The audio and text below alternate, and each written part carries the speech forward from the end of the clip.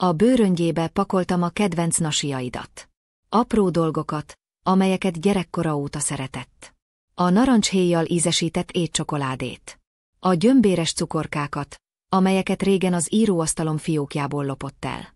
Lassan, de óvatosan pakoltam. Egész évben erre az utazásra spóroltam. Európa nem olcsó, és mindent én fizettem. A repülőjegyeket, a szállodákat, még az amszterdami csatornavacsorát is. Ünneplésnek szántam. A fiam végre letelepedett, éveknyi küzdelem után. Ekkor csörgött a telefonom. Üzenet érkezett tőle. Nem jössz Európába. A feleségem csak a családot szeretné, nélküled. Kétszer elolvastam.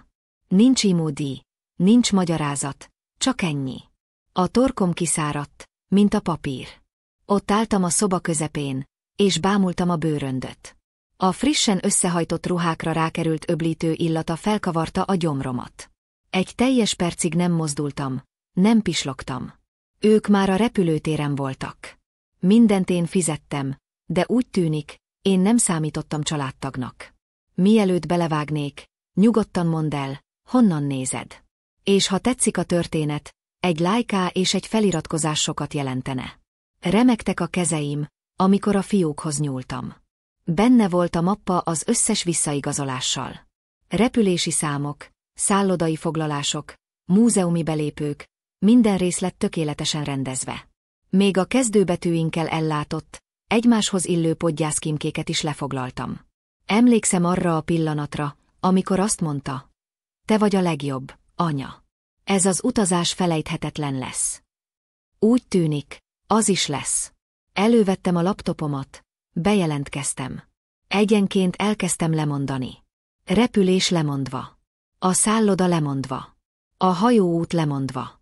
Néhány esetben azonnal visszatérítették a pénzt, mások díjat számítottak fel. Nem érdekelt. Az úti tervük darabokra hullott, mintha egy finom sálszálát húztam volna, amíg teljesen szét nem esett.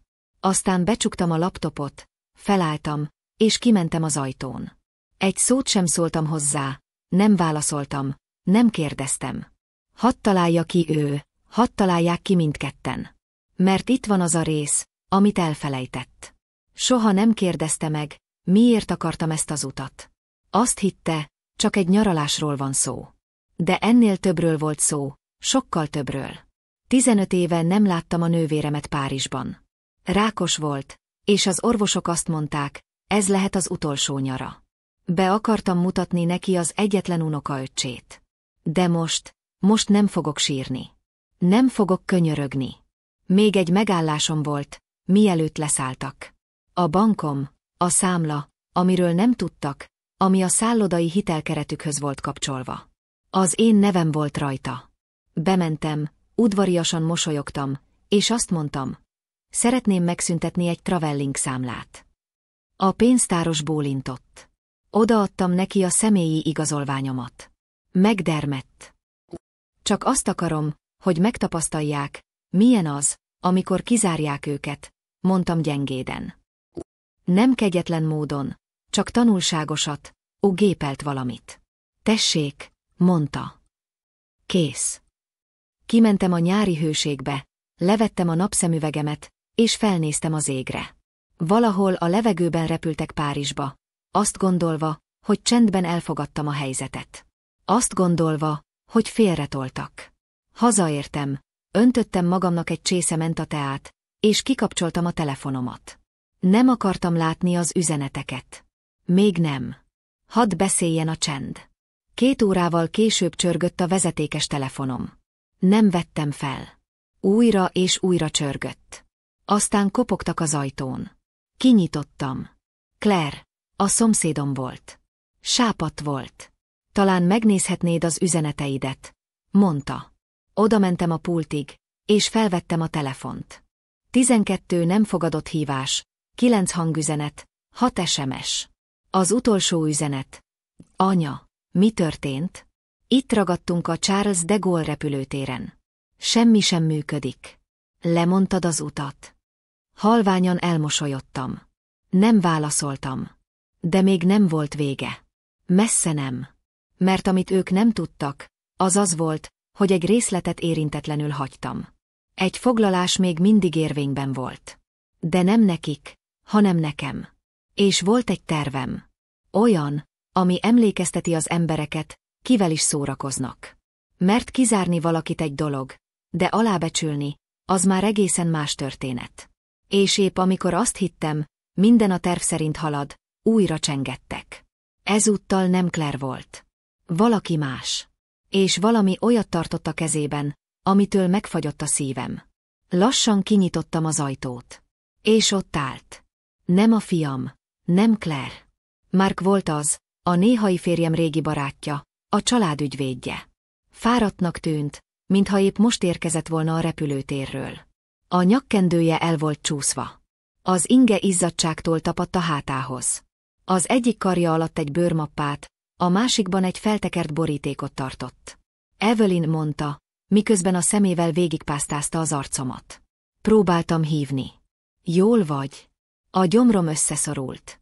Jól vagyok, hazudtam. Kérés nélkül lépett be, ahogy régen, amikor még Harolddal együtt építették a praxisukat. Hallottad? Kérdeztem. Bólintott. Ő mondta. És láttam, hogy a cég utazási kártyáján visszafordították a terheléseket. Gondoltam, valami történt. Ránéztem. Azt hitték, csendben elmegyek. Letette a mappát az étkezőasztalomra, és levegőt vett. Nem ezért jöttem. Felhúztam a szemöldököm. Kinyitotta a mappát, és átcsúsztatott egy dokumentumot az asztalon. Remegő kézzel vettem fel. Harold végleges módosítása volt a vagyonkezelési szerződéshez, amit még nem láttam. Néhány aktát átnézve találtam. Harold 3 nappal az utolsó útja előtt írta alá. Soha nem mondta, hogy frissítette. Lenéztem, és ott volt, világos, mint a nap. Abban az esetben, ha Evenyté eltávolítják, kizárják vagy megtagadják tőle a családi eseményekben való részvételt vagy jogait, a vagyonkezelői szerződés teljes egészében és kizárólag az övé lesz, ha csak írásban nem mond le róla. Elakadt a lélegzetem. Mark előrehajolt. Tudta, hogy a fia eltávolodott.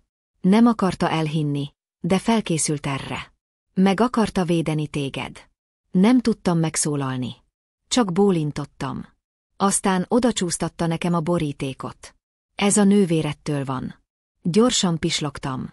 Mark hangja elcsendesedett. Hetekkel ezelőtt postázta az irodámba.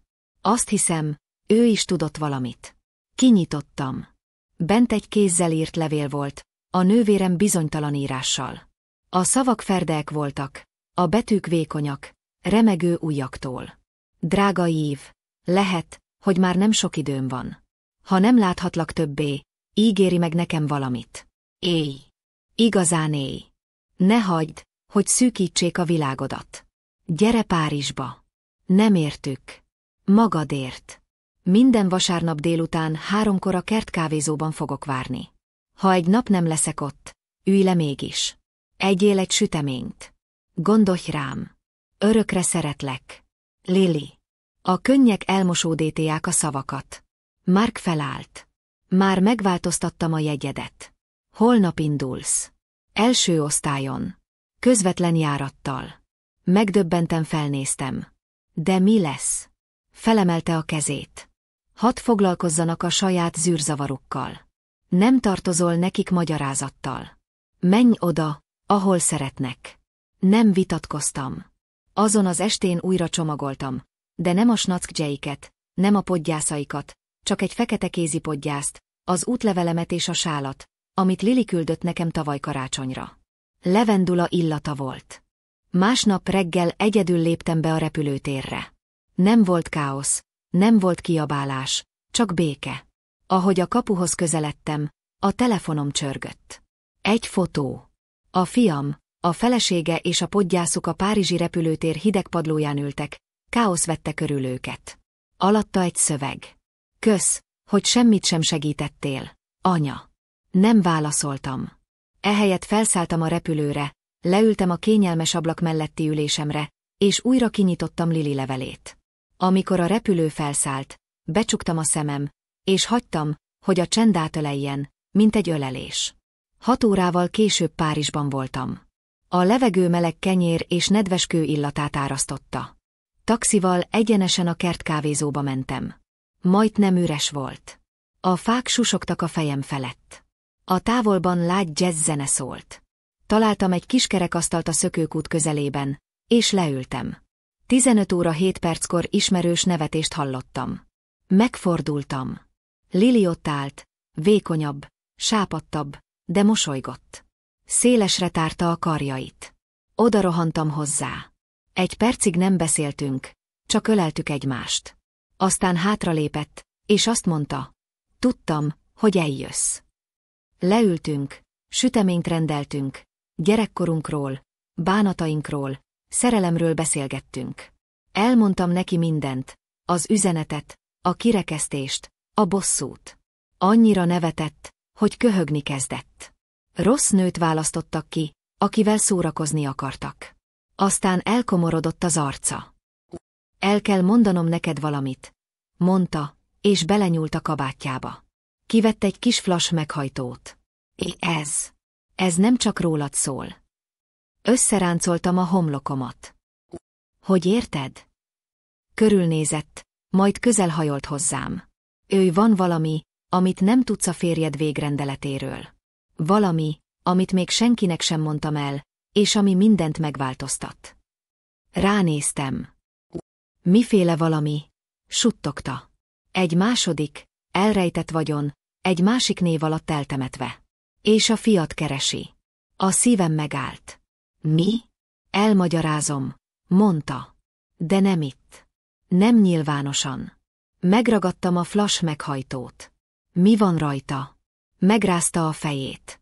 Nem fogod elhinni, amíg nem látod. Hirtelen egy barna kabátos férfi sétált el mellettünk. Ránézett ránk, majd továbbment. A nővérem szeme követte. Megfeszült. Követtek, suttogta. És akkor megláttam. Egy férfi állt az utca túloldalán egy lámpaoszlop mellett, és mozdulatlanul figyelte minket. Lili gyorsan felállt. Mennünk kell. Megragadta a kezem. Követtem őt ki a kávézóból, de amikor befordultunk a sarkon, egy fekete autó gyorsan megállt, a fékek csikorgtak. Egy férfi szállt ki, nem a fiam, nem is ismertem fel senkit. Egyenesen rám nézett, és azt mondta, add ide a meghajtót, vagy soha többé nem látod őt. A férfi hangja nyugodt volt, kontrollált, túlságosan nyugodt. Mögötte a fekete autó hátsó ajtaja nyitva állt, a motorja még mindig járt. Ösztönösen Lili elé álltam. Nem, mondtam határozottan. Rossz embert kerestél. Egy lépéssel közelebb jött, kabátja éppen annyira kinyílt, hogy látszódjon a kabátja alá rejtett sötét tárgy nyele. Hideg futott végig a hátamon. Nem vitatkozni jöttem, mondta alacsony hangon. Add ide most. Megszorítottam a kabátjebemben lévő flash meghajtót. Éreztem, hogy Lili remeg mögöttem. Ő nem blöfföl. Ő az. Ő az a fickó, akit a múlt héten a kórházi szobám közelében láttam. Suttogta. Az utcára pillantottam. Üres, csendes volt. Túl csendes egy szombati naphoz Párizsban. Kissé áthelyeztem a súlypontomat, és azt mondtam. A flash meghajtót akarod? Rendben. Először hadd mutassam meg neked. Gyorsan habozott. Lassan belenyúltam a zsebembe, bal kezemmel, és elővettem valami mást, egy rúzsos tubust. Egy mozdulattal kicsavartam a kupakját, és az arcába hajítottam. Vörös folt terült szét a szemüvegén. Megbotlott, és franciául káromkodott. Fősz! Kiáltottam, és megragadtam Lili csuklóját. Elrohantunk a járdán. Hallottam, ahogy utánunk szalad. Átrohantunk az utcán, miközben a kürtök dübörögtek. Egy kerékpáros futár majdnem elütött minket. Bemenekültem egy keskeny sikátorba, Líté magam mögé rángatva. A kőfalhoz szorultunk, lihegve. Leráztad, lihegte. Kikukucskáltam a sarok mögül. A szemközti járdán állt, dühösen, és pásztázta az utcát. Aztán megfordult, és visszaszállt a kocsiba. Egy pillanatig sem nyugodtam meg. Remegő kézzel elővettem a telefonomat. Hívom Markot, mondtam. Ne, sziszegte Lili. Ne használd a nyomon követhető eszközöket. Most ne. Elővett egy olcsó, eldobható mobiltelefont. 2 gombot nyomott meg. Egy férfi vette fel. Vörös kód, mondta. Ennyi. A férfi letette. Ránéztem. Ki vagy te? Sóhajtott. Sok mindent nem mondtam el neked. Ne viccelj. Tovább haladtunk a mellékutcákon, kis piacok mellett, hidakon át. Végül egy rejtett udvarba bújtunk be. A falakat borostyán borította. Egy kis faajtó kopogás nélkül nyílt ki. Bent gyertyákkal megvilágított szoba volt. 2 nő és egy férfi ült egy asztalnál, gőzölgő teával. Felnéztek. Lili, mondta az egyik, későn jöttél. Ez itt Evelyn, mondta, rám mutatva. Mélyebben benne van, mint gondoltam. Ott álltam, próbálva feldolgozni a dolgot. Lili leült. Kezdj beszélni, mondta a férfinak. Jogosan akarja tudni, bólintott rám. A férjed gazdag volt. Igen. Igen, feleltem. De nem csak az ügyvédi irodájából. Tudom, mondtam. Befektetett ingatlanokba. A férfi megrázta a fejét. Nem, valami nagyobbat épített, valami titkosat. Offshore számlák, fedőneveken futó holdingok. A partnere elárulta. Elvette a felét. Pislogtam. Mark. Nem, Lili mondta. Nem Mark. Valaki más. És a fiad. A fiad is belekeveredett. A másodlagos vagyonkezelői alapot keresi. A 10 millió dollárosat. Száraz lett a szám. És azt hiszi, hogy a flash meghajtón van. Kérdeztem. Lili bólintott. Ott van. Kinyitotta a száját. Hangos durranás hallatszott kívülről. Lövés. A lámpák villogtak. Mindenki megdermedt. A férfi felállt. Megtaláltak minket. Lili megragadta a kezem. Gyere! Nem maradunk itt. De ő hátrafelé húzott, egy másik, szűkebb sikátorba. A szívem hevesen dobogott. A lábaim égtek. Egy csatorna közelében bukkantunk fel.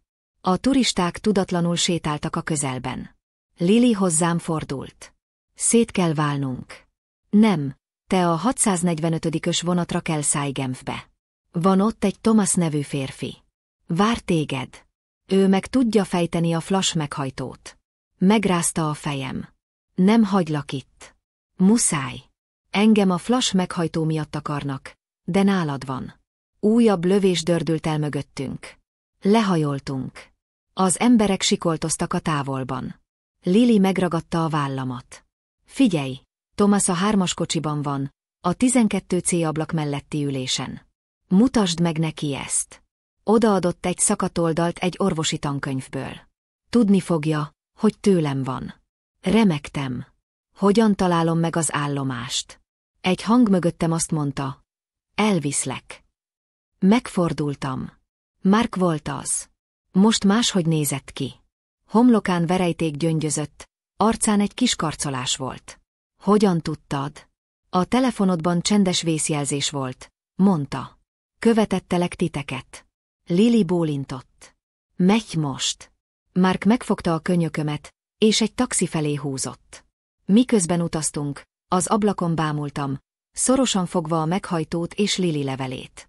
Nem értem, mondtam. Miért nem mondta el nekem Harold mindezt? Mark sóhajtott.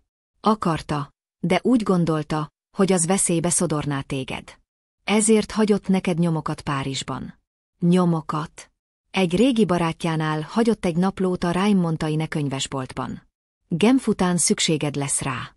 Megálltunk az állomásnál. Mark egy vonatjegyet nyomott a kezembe. Én feltartom őket. Te fölsz.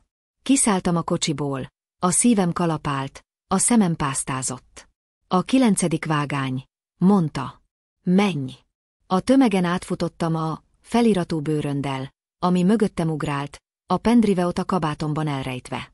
Épp akkor értem el a peront, amikor a vonat ajtajai bezáródni kezdtek. Beugrottam. Csattantak mögöttem. Zihálva rogytam le a 12C ülésre. A velem szemben ülő férfi felnézett. Sötét hajú, szemüveges, nyugodt tekintetű. Te biztos Evelyn vagy, mondta. Bólintottam, túl lihegő voltam ahhoz, hogy beszélni tudjak. Elővette a kis laptopját, és azt mondta. Nézzük meg, mit rejtegetett a férjed. Behelyezte a flash meghajtót. Az azonnal betöltődött. Aztán megdermedt. Ó, ne, suttogta. Mi? Felém fordította a képernyőt, és ott volt. Nem 10 millió dollár, nem pénzügyi dokumentumok, hanem valami rosszabb. Valami megbocsáthatatlan. A fiam aláírása tucatnyi nyomtatványon, amelyek engedélyezték a saját számláimról történő átutalásokat. Évek óta rejtett, manipulált tranzakciók. Lassan, csendesen, módszeresen szipolyozott ki, és az utolsó dokumentum, egy aláíratlan jogi nyomtatvány, meghatalmazás átruházása a feleségére. Mindent el akartak venni. A torkom összeszorult, a látásom elmosódott. A férfire bámultam. Megállíthatjuk? Bólintott. Igen, de gyorsan kell cselekednie. Mennyire gyorsan? Az ablakra mutatott. A vonat lassított, nem állomáson. Nem itt kellett volna megállnunk. Gyorsan felállt. Feküdjön le. A szék alá bújtam. Léptek visszhangzottak a szomszéd kocsiban. Aztán egy kesztyűs kéz kopogott a vonat ajtaján. Hallottam, ahogy valaki kiabál. Tudjuk, hogy ott van. Küldjék ki a nőt. A vonat ajtaján való kopogás megrázta az ablakot mellettem. A lélegzetem elakadt, ahogy a 12C szék alatt kuporogtam. A vonat nem állt meg itt. Nem itt. Nem egy üres mező közepén, rozsdás kerítéssel és egy magányos jelzőfülkével a távolban. Evelyn, suttogta Thomas, és megnyomta a vállamat. Ne mozdulj. Ne lélegezz hangosan. Nem tudjuk, hogy van-e kamerájuk bent. A vonat megrázkódott, és még jobban lelassult. A szék és a fal közötti keskeny résen átleskelődtem. Kint 3 kabátos, sötét szemüveges alak állt egy fekete SUV mellett, amelynek nem volt rendszáma. Az egyikük, a legmagasabb, egy összehajtott fényképet tartott a kezében. A vonatkísérő felé intett vele, aki habozva kilépett a mozdonyfülkéből. Az én vagyok. Szó nélkül mondtam. Thomas komoran bólintott. Megvan a képed. A kinti férfi a vonatra mutatott. A vonatkísérő zavartan megrázta a fejét, és a sínek felé intett, megpróbálva elmagyarázni valamit. De a magas férfi agresszíven előrelépett. Thomas gyorsan gépelt a laptopján, ujjai repültek a billentyűkön. Most törlöm a meghajtót, mindent titkosítok. Többé nem hordozod az adatokat. Néztem, ahogy sorok sorai repültek át a képernyőjén. A kezeim remegtek az ölemben. Az a tudat, hogy a fiam évek óta titokban lopott tőlem, még mindig lüktetett a mellkasomban, mint egy seb, amely nem akart begyógyulni. Minden, amit feláldoztam, minden ajándék, amit adtam, minden szeretetből fakadó igent, ő azzal hálálta meg, hogy megpróbált papíron kitörölni engem. A vonat nyikorgott és sziszegett, nem állt meg teljesen, csak lassan haladt. A kesztyűs kéz újra kopogott az ajtón. Evi, kiáltotta a férfi odakint. Csak beszélni akarunk. Azt a nevet használta, amellyel csak a néhai férjem szólított. A vérem megfagyott. Azt hiszem, többet tud, mint amennyit elárul. Thomas suttogta. Bólintottam. Behatoltak az életembe. A telefonjaid? Kérdezte. Elővettem az enyémet. Tegnap óta ki van kapcsolva-e? Bólintott. Jó, de lehet, hogy ennél mélyebb a dolog. Bankszámlák, emailek. A fiad valószínűleg hozzáférhetett hozzájuk. Igen, mondtam. Évekkel ezelőtt sóhajtott. Majd később megoldjuk. Hirtelen a vonat ajtajai kattanva kinyíltak. Ne, suttogtam. 2 férfi szállt fel. Az egyik gyorsan az első kocsiba sétált. A másik a miénkben haladt át. Thomas lazán állt az átjáróban. A férfi odalépett. Jegyet kérek. Az akcentusza nem francia volt. Kelet-európai. Erős. Thomas mosolygott. Egy pillanat, megkeresem a kabátomban. Azt hiszem, a táskámban hagytam. A férfi mellette nézett el, és az arcokat fürkészte. Rossz. Még mélyebbre húzódtam az ülés alatti árnyékba. Ekkor éles sípszó hallatszott. A kalauz kétségbeesetten integetett a vonat személyzetének odakint. Valami baj volt. Újra sípszó. A magas férfi megfordult, hogy megnézze. Egy másodperc múlva a vonat előre rángatózott. Újra mozgott. Gyorsan. Túl gyorsan. A mellettünk álló férfi elvesztette az egyensúlyát. Az utasok felkiáltottak, amikor hátra tántorgott, és egy oszlopba kapaszkodott. Thomas kihasználta a pillanatot, és enyhén belökte az utasokat a folyosóra. Aztán visszaült a helyére, nyugodt, mint mindig. A férfi morgott, még egyszer körülnézett, majd átment a következő kocsiba. Kikúztam. Mi történt? Suttogtam. Jeleztem a személyzetnek, hogy vegyék át az irányítást, mondta. Egy helyi biztonsági kód. Arra vannak kiképezve, hogy gyorsan elhagyják a hatótávolságot. Összeestem az ülésen. A szívem nem akart leállni. Követni fognak minket, mondtam. Igen, bólintott. De mi készen állunk. Odaadott egy új telefont. Ez tiszta. Csak ezt használd. A nővéred elérhetősége előre be van programozva. Elvettem, ujjaim elzsibbadtak. És most mi lesz? Kérdeztem. Mi maradt még felfedni? Felhúzta a képernyőt. Jól tetted, hogy lemondtad az utat, de nem csak a megaláztatásról volt szó. Fedő volt. Fedő minek? Nagyított egy fájlra. Egy hamis ingatlan átruházás. Pislogtam. Hogy érted? Egy sor beolvasott papírra mutatott. A fiad megpróbálta kihasználni az utazást, hogy átruházza a házadat és az üzleti részesedéseidet. A dokumentumok úgy voltak időzítve, hogy az átruházás akkor történjen meg, amikor te utazáson voltál. Ha külföldön lettél volna és nem lehetett volna elérni, akkor az átruházás megtörtént volna. Elállt a lélegzetem, és a hamis aláírások nagyon fejlett szoftverrel készültek.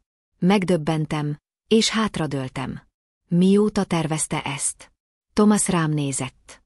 Több mint egy éve, de az utolsó 3 hónapban felgyorsult a folyamat, valószínűleg akkor, amikor megtudta a második vagyonkezelői alap létezését. Könnyek gyűltek a szemembe. Jobban neveltük, mint ez. Csend. A gyerekek, mondta, nem mindig válnak azzá, aminek elképzeljük őket. De egy dologgal nem számolt. Miért harcolsz ellene? A vonat behajtott egy alagútba. A sötétség egy pillanatra elnyelt minket. Amikor újra napfényre kerültünk, egy kis tábla suhant el az ablak mellett. Janev, 2 kilométer. Majdnem ott vagyunk. Thomas felállt, és átadott nekem egy mappát. Fogd ezt. A következő megállóban van a menedékház kulcsa. Találkozni fogsz egy Renata nevű levéltárossal. Ő tudni fogja, mit kell tenni ezzel a bizonyítékkal. A mappát a mellkasomhoz szorítottam. És te? Kérdeztem. Ő kinézett az ablakon. Visszamegyek. Elterelem őket. Zajt csapok. Biztonságban tartalak. A vonat lassított. Összeszedtem a kabátomat, a bőröndömet, a remegő lélegzetemet. Amikor kiléptem a vonatból Genf ragyogó napfényébe, egy napraforgó csipesszel díszített fiatal nő közeledett hozzám. Madame Evelyn? Kérdezte. Igen. Odaadott egy hotelszoba kulcsát és egy papírdarabot. A szobája készen áll, és vendége érkezett. Összeráncoltam a homlokomat. Ki? Habozott. Aztán suttogva válaszolt. A menyed, mondta a nő szinte suttogva. Megdermedtem. Nem a fiam. Nem Mark, nem Lily, hanem ő, ugyanaz a nő, aki azt az üzenetet küldte, aki vacsora közben rám mosolygott, miközben a kizárásomat tervezte. A nő, aki rábeszélte a fiamat, hogy írja meg azokat a szavakat. Hol van? Kérdeztem hideg hangon. A földszinti társalgóban. Azt mondta, nem megy el, amíg nem beszél veled. Lassan bólintottam, és végigsétáltam a tiszta, csillogó folyosón, virágdíszek és aranykeretes festmények mellett. A pulzuszom nem gyorsult fel. Az arcom nem rángatózott. Már átéltem a háborút. Ő csak egy újabb golyó volt, amit még nem tudtam elkerülni. Amint beléptem a társalgóba, megláttam. Camille, gondosan összefogott hajjal, designer trendcoatban, kezeit az ölében összekulcsolva, mint egy önelégült iskoláslány, aki a jegyére vár. Felnézett, és volt mersze mosolyogni. Evelyn, mondta, annyira örülök, hogy eljöttél. Nem ültem le. Nem mosolyogtam vissza. Mit akarsz? Mosolya nem tűnt el. Csak egyértelműséget. Megdöntöttem a fejem. Egyértelműséget? Bólintott. Nézd, tudom, hogy ez hogyan néz ki. Igen, én kértem meg, hogy írjon neked, de nem gondoltam, hogy tényleg elküldi. Halkan és élesen felnevettem. Elküldte, és te büszkén álltál mögötte, gondolom. Ő vállat vont. Csak szükségünk volt egy kis térre. Azt gondoltuk, ez az utazás egy új fejezetet nyit meg. Te mindig ott lebegsz körülöttünk. Összeszűkítettem a szemem. Én fizettem az utazást. Ő intett a kezével. A pénz nem minden. Ezért lopta el csendben az enyémet évekig vele. Megmerevedett. Ne jázd a hülyét, mondtam. Láttam az aktákat, a hamis átutalásokat, a külföldi aláírási kérelmeket. Mindent el akartál venni, még a házat is, amit a férjemmel építettünk. Összeszorította az ajkait. Oké, talán túlléptük a határt, de nem hagytál más választást. Nem volt választásotok, ismételtem. Mindig volt választásotok, és ti az árulást választottátok. Felállt, és szembenézett velem. Jó. Az igazat akarod. Én követelem. Közelebb lépett. Azt hittük, önként feladod, hogy fáradt vagy, készen állsz átadni a dolgokat. De te csak folytattad, továbbra is mindent úgy irányítottál, mintha gyerekek lennénk. Ti vagytok gyerekek, csattantam. 34 éves vagyok, sziszegte. És van vízióm. Meg akartam fordítani a családi vállalkozást, luxusbérbeadásokra akartam használni. Te visszatartottál. Szóval megpróbáltál eltüntetni, mondtam halkan. Nem, mondta. Helyet akartunk teremteni. Lassan bólintottam. Akkor miért vagy itt? Az arckifejezése megváltozott. Már nem volt önelégült. Idegesnek tűnt. Mert azt mondta, hogy ő elment. Pislogtam. Ki? A fiad. Suttogta. Ben. Összeráncoltam a homlokomat. Kinyitotta a táskáját, és elővette a telefonját. Remegő ujjakkal. Kétszer megérintette, és megmutatta a képernyőt. Egy fotó. Egy üres hotelszoba. Kitépett fiókok, ágyazatlan ágy, összetört telefon a padlón, egyetlen üzenet a hotel tévérendszerének vázladobozában. Ő mindent tud. Végeztem. Ránéztem. Mikor? Kérdeztem. Tegnap este, mondta remegő hangon. Ő pedig idegesen járkált fel alá, paranoiásan, valami autóról beszélt. Valami nőről egy kertben, amit nem értettem. Aztán elment. Azóta nem hallottam felőle. Kileheltem. Szóval ez volt az. A kártyavár összeomlott. Azt hitte, megbocsátasz neki. Azt mondta, tényleg azt hitte. Azt mondta, anyám mindig ad nekem még egy esélyt. Nem mondtam semmit. Ő folytatta, most már kétségbe esett. Azért jöttem, mert nem tudom, mit tegyek. Befagyasztották a számláinkat. A vagyonkezelői alap zárolva van. Az ügyvédeid bírósággal fenyegetnek. Csak időre van szükségem. A szemébe néztem, és rájöttem az igazságra. Nem érte jött ide. A pénzért jött, a túlélésért. Azért jöttél ahhoz a nőhöz, akit megpróbáltál kitörölni az életedből, hogy segítségért könyörögi, mondtam halkan. Kinyitotta a száját. Felemeltem a kezem. Hagyd abba. Torkig vagyok a beszédekkel. A szeme könnyekkel telt meg. Kérlek, van egy gyerekünk, Evelyn, a unokád. Hiányzol neki. Ránéztem. Nem, Camille. Ezt a kártyát nem játszhatod ki. Hátra léptem. Te és Ben ágyaztatok magatoknak. Most feküdjetek le egyedül. Kinyújtotta a kezét felém. Megfordultam és elsétáltam. Kijöttem a társalgóból, kijöttem a szállodából, kijöttem a ragyogó genfi délutánba. A telefonom csörgött. Üzenet Marktól.